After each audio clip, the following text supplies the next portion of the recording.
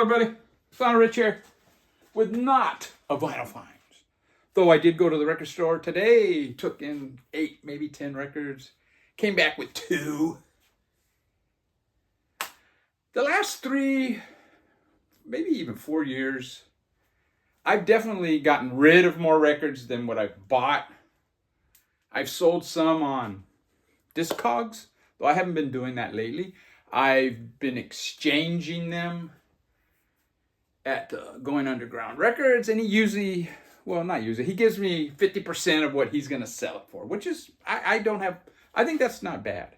It's better than what a lot of record stores would do. I don't know if he does it because I'm a regular customer or what. But anyways, I got 2 records, and this is the first one. I'm going to show these in a Vinyl Finds, but this is Freak Out USA. I don't even know what this is. I don't know if it's a soundtrack, if it's an Exploito. I was thinking it was one of those Exploito Jerry Cole records or something. But the Mugwumps have a song on here, so I don't know. I don't know. And then I picked up this one. And this is the Middle Class, Out of Vogue, the early material. Now, this is the record that kind of made me want to do this video. I would say I've been going against the grain of the VC recently. I mean, I love the VC. But, I mean, the VC seems to like to promote or consume. And it's all about consuming this, the more, the better. And I've never really been into that. I mean, I do have a shitload of records. I have too many, and I'm going to whittle it down. Because I'm getting up there in age. But, they're just things. They're just things. That's always been my outlook. Some of them are very cool. Some of them are very valuable. But in the end, they're just things. And I'm making this video because in the last 3 months, let me look and see. I've sold 144 punk albums and 65 7-inches for $19,672. That's not bad, I was in Middle Earth Records, and I was talking to the owner, and he was asking me, do you ever want to sell some rare records? And he ended up hooking me up with a guy, and it's worked out very fine. For me, the guy I'm selling the records to, and Middle Earth Records, as the middleman, he's getting a percentage. But I sold the Middle Class 7-inch Out of Vogue. I think I got like $450 for it, And so I'm selling my originals, and I'm buying reissues. That is the complete opposite of what the VC is all about.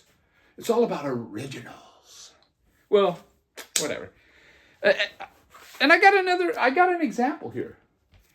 I sold my original I bought this on Record Store Day, I don't know when. I sold my original of LA's Wasted Youth because I had this one. And this one sounds better than the original. The original was a very noisy press. So, yeah. And, there's some that I haven't replaced, but it's fine. I've heard those records probably hundreds of times. I mean, for example, there was one on a Discord record I sold for $1,500. It's a 7-inch. And it still had the Middle Earth price sticker on it of $2. And my wife goes, you should probably take that $2 price sticker off. And I go, no, that's part of the, the charm of it. And, this guy, I'm sure he would love to have that. But man, a record I paid $2 for, I'm now selling for $1,500. I mean, for me, it makes sense at this stage of my record collecting. It really does. There was a live stream about different ways. This was a few months ago, about different ways to collect records. And I was thinking, man, this stream, I don't mean to sound egotistical, but this stream could have benefited from my input. In fact, most of these live streams could benefit from my input, if you want to be truthful about it. But I think they're afraid. They're afraid of my opinion. I might hijack it. And I'm not going to hijack anybody's stream. I've done videos with Mazzy. I'm not going to hijack his channel. I get along great with Mazzy. I know a lot of people don't care for him and whatever, but whatever. I love the VC. People complain. Not too. There's a very small minority complain about all the drama in the VC. There's no drama in the VC for the most part. With the exception of these live streams, almost all the drama comes from the live streams. And I don't even consider the live streams part of the VC. I think they're two separate entities. I'm not saying one's better than the other. I enjoy one more than the other, but it is what it is, So, yeah, I've been selling some of my rare punk records. Now, I've thought about documenting this whole process with YouTube videos, and I thought against it because of comments I've received in the past. Like, I made a video where I bought that Buzzcocks Demos album, and I said that was my favorite Buzzcocks record. And after playing it, I pulled out my Buzzcocks albums, and I kind of decided I don't need any of them except for that Singles Going Steady one.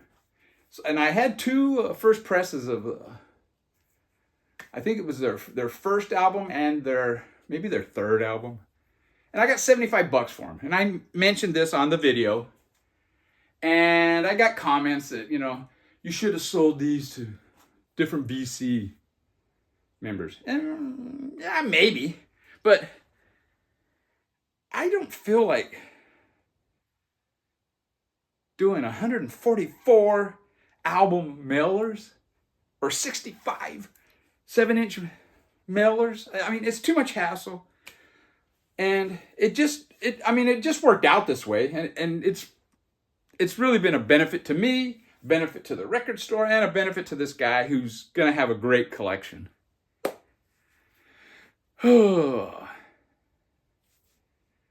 Yeah. I guess that's all I wanted to say. I'm going to get back to listening to some quality music. I'm going to go spin this, man. D.D. King, dude. Take care, everybody. There was probably other things I wanted to say, but I don't want to get into a rambling video. This is a video where we show records, Let's do what are those? Whack-a-mole. Okay, let's do a whack-a-mole. Let's make this some records in here, I'm not looking. I hope I don't get no Yoko Ono. Poison Idea. Darby Crash Rise Again. This is an early Poison Idea. Hey, Furba. Life is beautiful, so why not eat health foods? There's a punk comp. That's supposed to be Charles Manson and one of the Charlie girls with some Kool-Aid. Acid lace Kool-Aid, no doubt. Put them back later.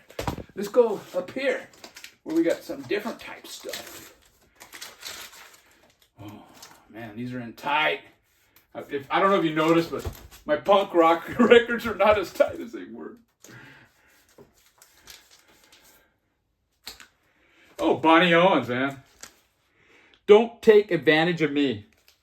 Pretty good country record, I got rid of some of my country. I just kept the ones that I thought were really good. And this was Buck Owens' wife. They got divorced and she married Merle Haggard. Oh my God, that's pretty weird. I don't know. Love is love. Let's go over here. I don't even remember how many that is. Oh, we got Herbie Hancock. Sextant. Fantastic album. This is actually just maybe the first Herbie Hancock album I ever bought. When it came out, or shortly thereafter. The first was On the Corner that I bought. These are albums that I bought brand new. Back in the early 70s, I would get records at Goodwill, and you could get really good records. They had lots of jazz. And I started getting tired of the direction of rock, bands like Foghat. And it just wasn't doing it for me. I was a little more sophisticated. So I started dabbling with jazz, and I liked it, some of it. But my favorite era of jazz is the late 60s to mid 70s. And yeah, this is a fantastic album. And we'll do a couple more. I kind of lost count. Let's go down here more in the classic section. Oh, we got Faces. Had me a real good time at the BBC. This was a Record Store Day release. And this was VCLT from Norman Maslow, Mazzy. Very generous guy, actually. I mean, whatever. I'm not going to say nothing else. And then we'll go down to this down here. These are some oddball stuff, or just stuff that needs to go in there, but hasn't. Oh, this is one I showed recently. This is another Record Store Day purchase. I think I might have showed this on Record Store Day records that you still play. And this is one of them. It's The Roots of Sublime. It's a Sublime record. They do the original is on the record, and then their version. And it's really good, actually. We'll do a few more, man. This is fun, huh? Let's do a punk one again. Oh, we got Butthole Surfers. Coincidence? Yeah, I haven't sold my Butthole Surfers, man. This is, man, what is the name of this one? This might have been their first full length. Yeah, Psychic Powerless, Another Man's Sack. Let's do some more down here. Records that normal people might listen to, Two came out. And this is not what I was expecting, but we got Beastie Boys. Let's do some more. I'm on a roll. Ooh, we got David Bowie, Diamond Dogs. This doesn't have the balls. I remember I bought this. This was the first David Bowie album I ever bought. No, it wasn't. It was the third one. And when I bought this, I bought it when it came out. So mine probably had the balls. But whatever. They're just things. These are just objects. When I bought this, I didn't like it. The guitars were too raw for me. I was kind of young, I dig it now. It's one of my favorites. But I was kind of used to the Mick Ronson guitars, and I think this is the first album he wasn't on. In fact, Bowie's playing the guitars, so it's not great guitarmanship on it, but it's fantastic, man. Guitarmanship's overrated. Let's go back up here. What's this one? This is the Thai psych band that I just recently showed at my last Vinyl Finds. Let's see if I can get something else that I haven't shown. The instrumental hits of Buck Owens and his Buckaroos. Self-explanatory. That's pretty cool. I want to get some more classic rock in here. There's no classic rock. Oh, here we go. The Doors. Waiting for the Sun. Very cool. Drug. I would say psychedelic. I really like that album. Anyways, take care, everybody. I know I rambled on this, but I showed some records at the end. Take care.